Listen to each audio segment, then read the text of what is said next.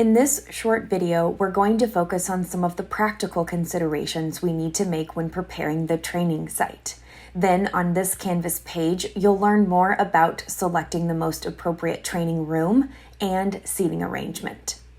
The training site is where training takes place: the location, the building, and the room. It may take place on-site at the company or off-site at a conference center or resort.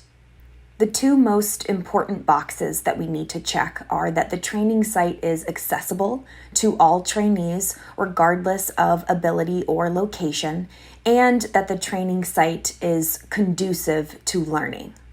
The training content and the training methods that we choose will dictate what type of training site we're looking for. The room setup for interactive group-based training will look very different from the room for presentation-based training. When choosing a training room, we need to think about a few things. First, consider the level of collaboration and self-direction required by the training program.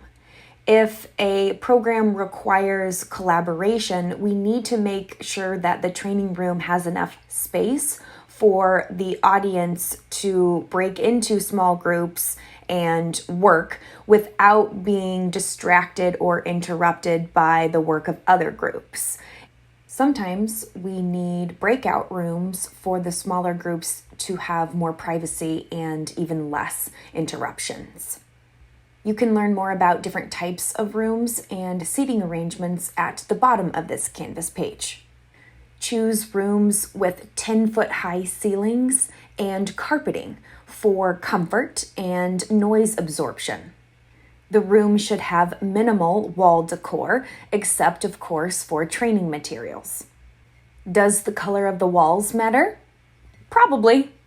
Solid colors tend to be less distracting, and pastel colors like blues and yellows tend to have a calming effect.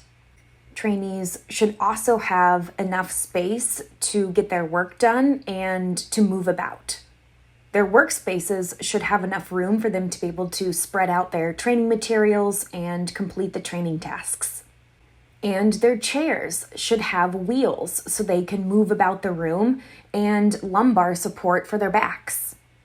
We need to ensure that all trainees, no matter where they sit in the room, can see the trainer clearly, and that the lighting is bright, but not too bright.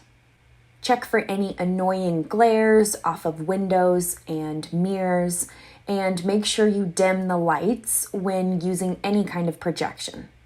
The room should be quiet and free from interruptions.